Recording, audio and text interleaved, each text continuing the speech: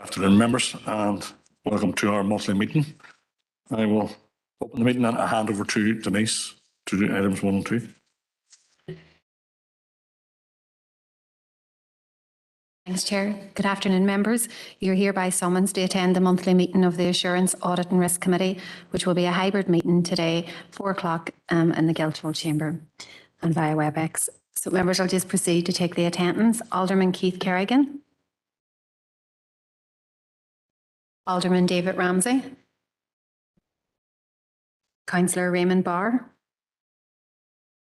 Councillor Michaela Boyle. Councillor Sean Carr. Here. Councillor Emmett Doyle. Here, Denise, remotely. Councillor Stephen Edwards. Here, Denise, remote as well. Councillor Paul Fleming. Councillor Paul Gallagher. Shaw. Councillor Patricia Logue. Denise. Councillor Philip McKinney. Councillor Maeve O'Neill. Here. Councillor Martin Riley. And Councillor Lillian Sino Barr. Thank you, members. Thank you, Denise. Item 3 is the broadcasting statement. I would like to remind everyone present at this meeting in the Guildhall or in attendance remotely that this meeting will be broadcast live to the internet and will be capable of repeated viewing. This broadcast may be terminated or suspended in accordance with our protocol. Due to your attendance at this meeting, you are consenting to being filmed and to use and storage of those images for broadcasting or training purposes or for the purpose of keeping historical records and making those records available to the public. Members and approved speakers are reminded to only have their mics and cameras on while speaking at the meeting and to use the chat facility to highlight a request to speak. A copy of the Council's privacy notice may be found on the Council website, www.derrystrabane.com. Item 4 is declaration of members' interest.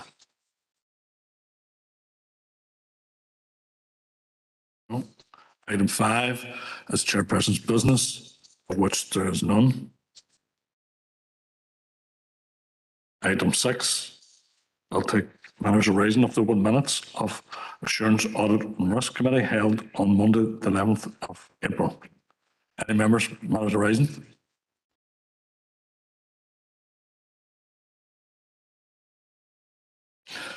No? We're in the chat box. Okay, I'll hand over to Denise for item 7. Thanks, Chair. Members, the purpose of this report is to provide you with an update and to seek endorsement on the ongoing risk review processes in accordance with the Council's risk management strategy, and also to provide an update on the service risk register reviews completed during the period November 21 to March 22. Members are asked to note that a number of risk registers were reviewed from November to March, including licensing and safety advisory, planning, legal services, digital services, visitor services, leisure and sport, and green infrastructure. Each of the service risk registers details potential risks which may prevent the delivery of service objectives, and the registers record risks and summarise key sources of assurance and controls which are in place to manage the risks. All service areas reviewed have taken into account the potential risks associated with the COVID pandemic, and the risk registers have been revised to detail the controls and actions in place. A number of the completed risk registers have been attached for members' information so that members can see the different levels of risk and the different scoring that's in place. Members will note that all risks identified have controls in place, and where there are high scoring risks, further actions are in place to ensure that all efforts are being taken to mitigate against the risk occurring. Members will be aware that an organisation will always have high scoring risks and individual service risk registers, and this is normal. Risk management is a management tool which enables management to take appropriate action to mitigate the risks that the organisation is facing.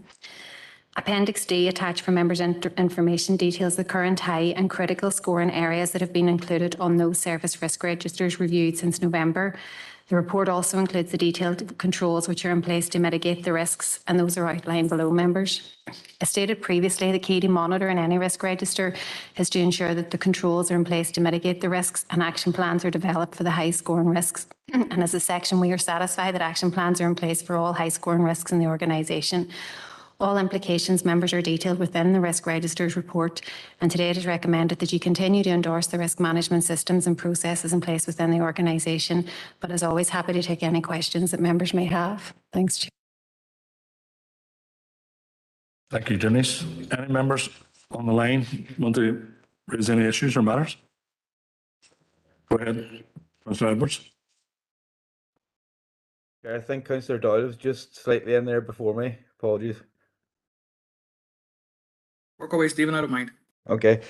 Chair, thanks for the detailed report. And I just wanted to ask, Chair, some of the risks, some of the low scoring ones are reviewed last year on the documentation. There's some up to, I think March as outlined. And I was just wondering, what the process is in terms of reviewing these risks? Are the high scoring ones reviewed a lot more frequently than the low scored ones? But I would just be a bit concerned, and I work in project management myself, Chair, and I would just be concerned that some of those higher risks haven't been made by looking at the documentation, may not be updated since March. But I would just like some clarity around how the risks are reviewed, Chair. Thank you. Hand over to Denise. Thanks, Chair. Thanks, Councillor Edwards, for that. In terms of our risk review systems and processes, all our risk registers are reviewed at least once a year. And whenever we review the risk register, Councillor Edwards, we will review all the risks on that register, whether it's high scoring or low scoring. So the register will get a complete review. The registers are also reviewed whenever there's an internal audit carried out in a particular area. So the audit will be risk-based. If there's any issues identified as part of the internal audit, the risk register will be updated at that time. And in terms of the high scoring risks, they are reviewed more frequently. They're reviewed quarterly, and any of those high scoring risks also feed into the corporate risk register, which is also reviewed quarterly by the senior leadership team and feeds in here then biannually. So hopefully that answers your question, Councillor Edwards. Thank you. You okay with that? Yep. Thanks, Chair. Thanks, Denise. Thank you. Okay, Stephen, thank you. Councillor Doyle. Thanks, Chair. Thanks, Denise. Denise, just on page, I think it's, let me just pull it up here. Visitor services, the first risk, loss of income and increased costs to visitor services as a result of COVID-19. Now, I know this hasn't gone away, but I do get the feeling that there's a bit of inconsistency around how the council is addressing the impact of COVID. I'll give you an example. Myself and Councillor Heaney attended an event a couple of weeks ago with the mayor, and we had 50 people in the council chamber. There are also sometimes then we can't have 16 people in the council chamber. And I'm assuming that goes, there's one risk assessment being done for each of our individual services. But I do think that when people can go to concerts like Ed Sheeran there at the weekend and have tens of thousands of people in one space, granted it's open air, but we are limiting ourselves in terms of the services that we can provide because of risk assessments. Are we maybe at this point overdoing it a wee bit, and that's increasing our own risks? I'm wondering if we've got any comment about that. Do you want to comment on this? Yeah, go ahead. Thanks, Councillor Doyle, for that. A couple of points there in terms of the visitor services and the loss of income. Yep, that hasn't gone away. That is obviously a significant risk for us at the minute, and we're doing everything we can to try to get the income levels back up. That risk's also been elevated to the corporate risk register and is on the agenda of SLT, and we're looking at that consistently, particularly as we head into another rates process as well, Councillor Doyle. In terms of the events that we are organising at the minute, each and every event has an individual risk assessment carried out. So different controls are in place for each event dependent on that risk register or the risk assessment. And I may want to comment more because I would be involved in that process. As an organisation, we probably are being cautious because COVID is still here and still very much here, but it is something that we're reviewing frequently at our SLT. It's still top of our agenda on the SLT, and I can certainly raise that at our next SLT meeting and see if there's any further controls that we can be relaxing at this stage. Councillor Doyle.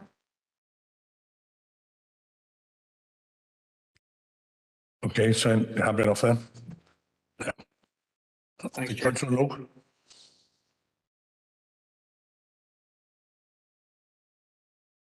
Thanks, Chair. Denise, there's a few background papers not attached. Is that because the risk registers aren't complete? I see the planning one isn't attached. If you could give me a wee bit more information on that, please. Thank you. Yeah, no problem, Councillor Logue. It was agreed way back with members that whenever we would review the risk registers that we would only select a sample and put them in then randomly just so that members could see a random sample of risk registers. So there's no reason why those 3 have been selected over any other 3. It's a random sample, but happy to take that on board. And if you would like to see the plan and register, we can certainly send it round to members after the committee, or we can include it in the agenda of the next one.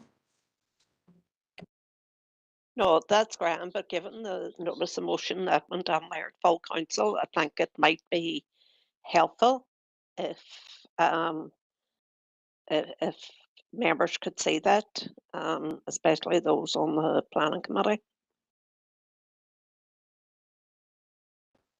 Okay, thank you for that. Councillor McGowan, were you looking on? Yes, just briefly, it's just a question here. I have this committee is about assurance, audit, and risk.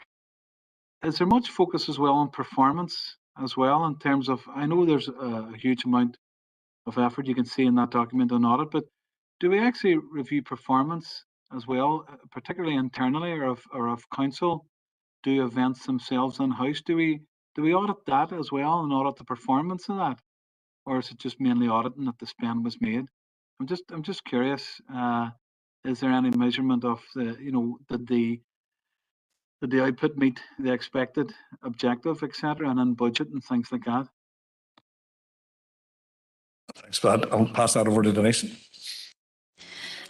Thanks, Councillor McGowan. In terms of performance is reported into GSP, but performance improvement, the Audit Office obviously have a requirement for performance improvement and they audit us against that. All those papers go into GSP, but then they subsequently be reported in here for information, and that's a requirement of the Audit Office. That probably doesn't go into the level of detail that you've asked for in terms of, the events and performance against events and budgets and that. It would mainly focus on service objectives that have been set, objectives and targets that have been set and if they've been reached.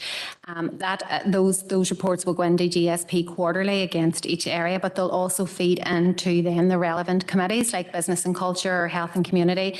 They would be doing maybe post-project evaluations and they would report into their individual committees as well. So it would only really be the performance improvement that the Audit Office is concerned about that would come in here after it would go into GSP. Hopefully that clarifies it, Councillor McGowan.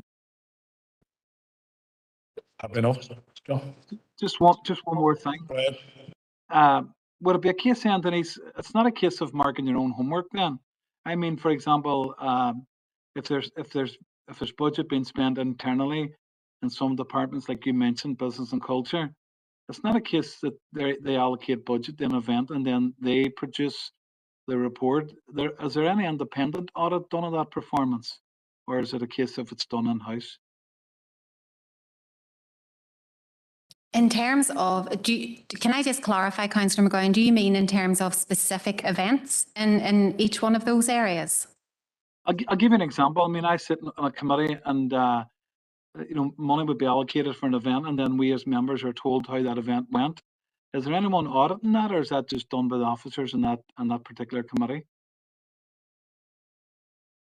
It would really just go into a particular committee. It possibly, whenever internal audit would do an audit of that area, that could be picked up when the audit officer coming in and they're looking at it. If they select that as a sample, they would look at it as well in terms of budget. You know, did it get approval? Was it reported back into committee? So it would go in that way. But it's definitely something that we can maybe have a further discussion about, Councillor McGowan, and see if there is a role for audit committee in that. We could definitely consider it. All right, John. Yep, okay, thank you. Any other members going to come in on this? No? Are we happy to move on and continue to endorse this management system? Yeah. Okay, we move on to item 8. And again, this is Denise. Thanks, Chair. Members, the purpose of this report is to seek your endorsement for the proper arrangements questionnaire for 21-22. Members who have been on the committee for a long time will know that Council have a responsibility for putting in place proper arrangements to ensure that the public business is conducted in accordance with the law and proper standards, and that public money is safeguarded, properly accounted for and used economically, efficiently and effectively. Under the Local Government Northern Ireland Order, the Local Government Auditor has a statutory responsibility to satisfy herself that we have put in place proper arrangements to secure economy, efficiency and effectiveness in the use of our resources. And as a result of that, they develop a questionnaire annually that we must complete. We submit the questionnaire along with all the relevant attachments, and they will audit that as part of their audit whenever they visit us during the summer. Members will see there that there's a number of areas that they have asked for information on this year, ranging from our corporate plan, financial strategy, IT, community planning. There's a number of different areas. So we have completed the questionnaire and I've attached it there for members' endorsement. We've also submitted all the relevant attachments and the audit office will review that and report back to you. So it's just members really to seek your endorsement for that. And if you have any queries or questions on it, thank you. Thank you, Denise. Any members, any questions on the questionnaire?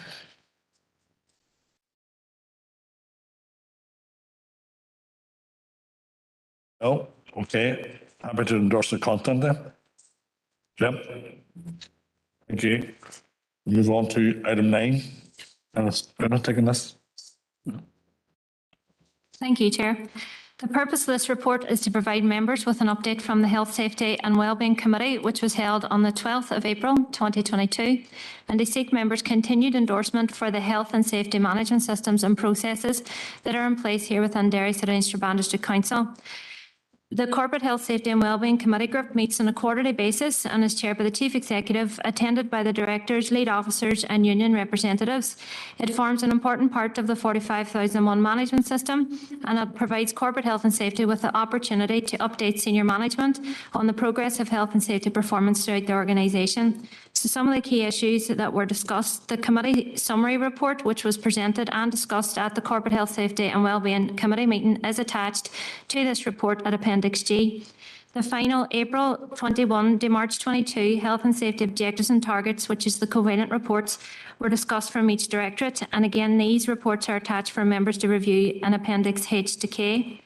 The April 22 to March 23 health and safety objectives and targets were agreed and have been inputted to the covalent system for progress and reporting by each directorate as this year progresses.